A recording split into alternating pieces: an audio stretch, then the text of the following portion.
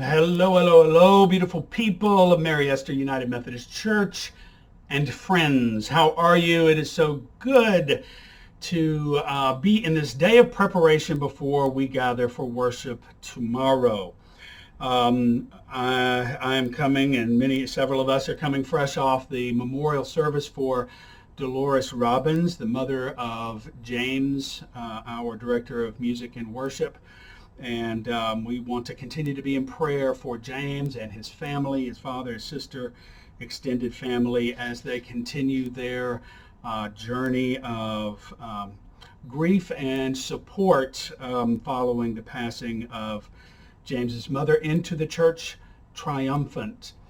So as a result, James is going to be taking a little bit of a breather this Sunday, and then will join us again soon. So I just wanted to let you know that this Sunday we're beginning a new sermon series, and we're continuing our focus on the book of Acts, but these three sermons are about, the sermon series is titled, Can I Get a Witness? And in this tomorrow's sermon, we see Paul in Athens preaching on Mars Hill, and in the birthplace of modern philosophy and classical philosophy, and so he is going to try to find how can Christian faith and also this very different culture, how can they find each other, and how can that lead everyone to a closer relationship with Jesus Christ. Now, that may not seem like it would have a lot of purchase in your life, but friends, like, the world is changing. The scriptures tell us all flesh is like grass. The grass withers and the flower fades, but the word of our God stands forever. So we are here with this solid word from God. The culture is changing.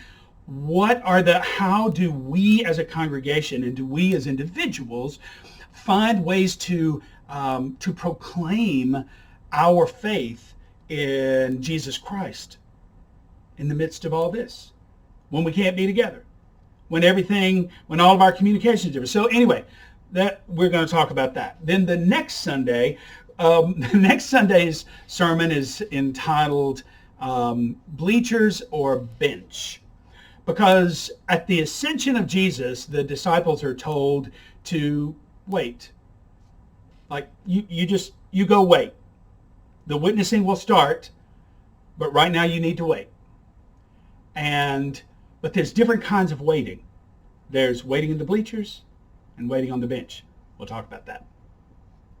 And then the last Sunday, May the 31st, is Pentecost Sunday. So what I want you to do on that day is I want you to wear a bunch of red there at home. Get all the red stuff out, right? This Pentecost Sunday was supposed to be red. So one of the few Sundays of the church year where we celebrate the color red, and fire colors too. That would be fine. Red, orange, yellow, all of that kind of thing. And I want you to take a photo of yourself wearing those wonderful red, orange, and yellow clothing, or whatever you want to do. Just take a picture, not necessarily of yourself, of just anything around you that's a blessing to you, that's red, orange, or yellow, and share that with us. You can share it through our Facebook page, or you can send that to me at srpastor@maryestherumc.org. So that's what we have coming up. Now, I know that a couple of you, not many actually, fewer than I anticipated, have been inquiring about when are we going to be back worshiping together. Well, we've been cautioned by our bishop. So the bishop has asked us not to do in-person worship through the end of May. So beginning June 1, we can start taking a look at things. And what he has asked us to do is to look at our health data in the county for the prior 14 days. So if the general trend line of cases is going down, and I would like to see testing going up, which it is, then we can consider coming back together. So what that means is I need to describe to you what that's going to look like, what it means, because it'll be quite a bit different from our normal expectations. So on the Sunday that we reopen, first of all, we have to figure out how many worship services we can accommodate on a weekend and when we would do them, when it makes the most sense to do them.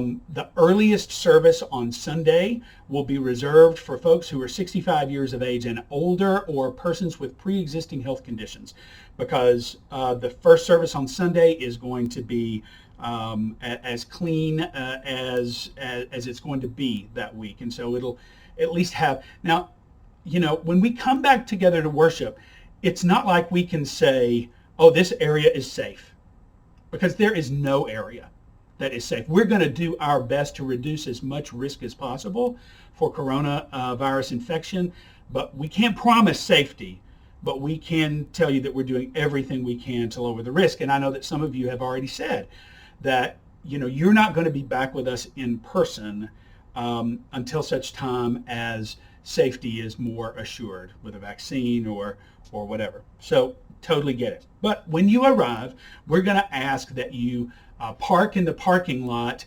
at least one space apart from each other, so that people aren't getting in and out of cars within a 6-foot distance from one another. We will only be having services in the sanctuary, and that is the only building that will be opened. So the office area, the fellowship hall, the school area, the music suite, all of that will remain closed off. So when you arrive, we're going to ask everyone to come in through the front double doors, unless you have an access issue. If you have an issue where you need easier access to the sanctuary, then we're going to ask you to let us know that, and then you can park on the west side of the sanctuary and come in that metal door that's on that side of the sanctuary. And there's lots of handicap parking spaces over there. So everyone else will come through the front double doors. We will ask you to remain socially distanced from each other. Upon entry, there will be some screening. We will be taking temperatures.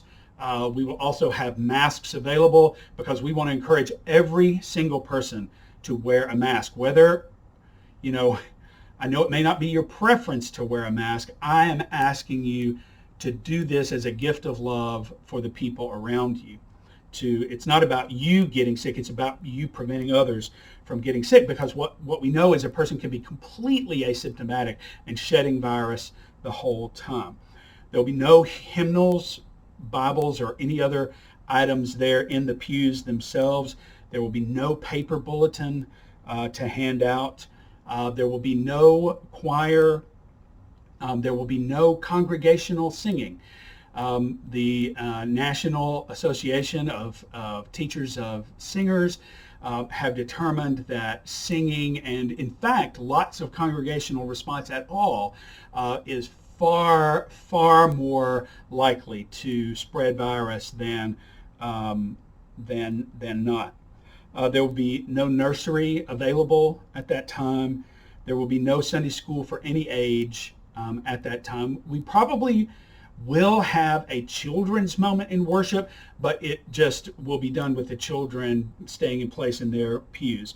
Of course, the pews will be blocked and socially, like at proper social distances from one another, and our ushers will help you find the appropriate place. There will be, of course, since nothing else in the building is open, no food or drink being served of any kind. And this is at least through phase 1, and some of these restrictions will be into phase 2.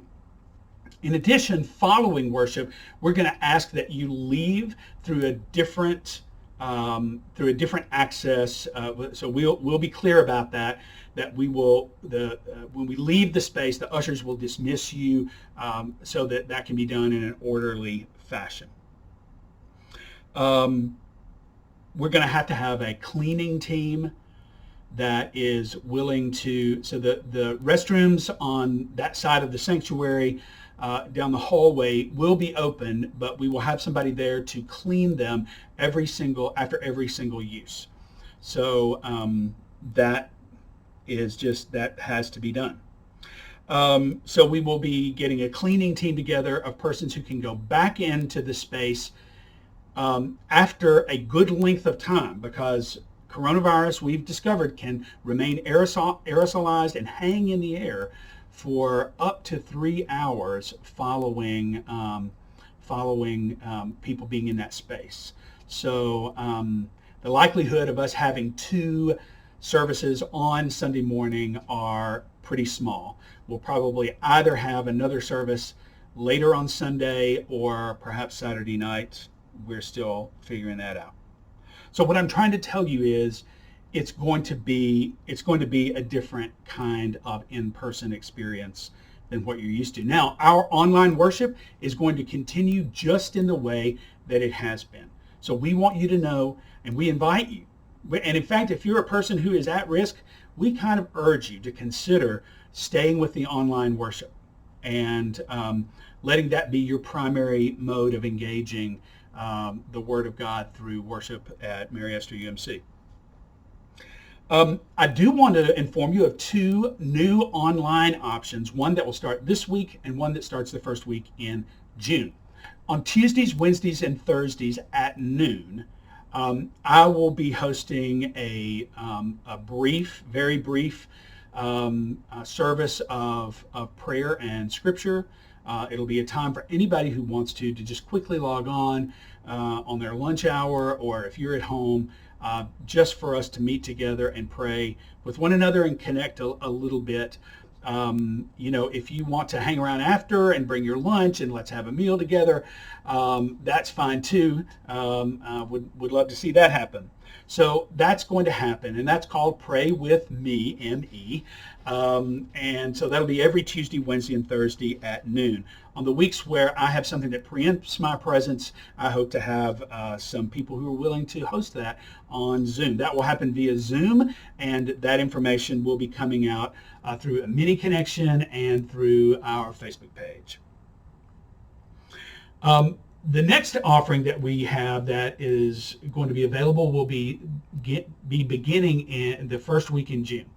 On Wednesday nights at 6, which is our normal Bible study time, we are going to be reading together an amazing book that I have loved so much. The title of the book is Inspired by Rachel Held Evans. And I'm going to keep that group small, between 8 and 12 persons who would like to read this book together. There's a great study guide that goes along with it. And we can, the idea of the book is, what does biblical inspiration really mean?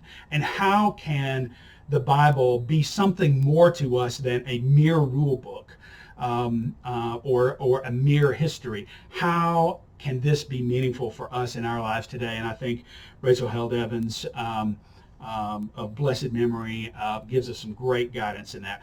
We are also looking at having another daytime version of that same small group, Inspired. So we haven't set the time and the leadership firmly on that, but we're looking forward to offering that at another time too, just in case there are more than 8 to 12 persons who want to engage in that. All right, so I realize I've gone on for about 14 minutes now, so that was a lot of announcements, but I just wanted to give you an update kind of on where we are and how things are going. We are planning on opening the church office beginning on Tuesday, May the 26th. I say opening the church office. The exterior doors will remain locked, but Deanna will be here. Staff will be more present on site from 9 until noon. Until we're just beginning to kind of get back in the swing of things, and hopefully we'll be able to reopen more thoroughly in the coming days. But just wanted to let you know that. So, beautiful people, thank you for praying for me. You've been so generous in your encouragement of me and the staff in the work that we've been doing. We also want to do we want to be able to develop more things that will be helpful for you. So if you have ideas, certainly let me know. All right, I'll see you tomorrow morning, where we can worship the one whose love has never failed us yet. Bye.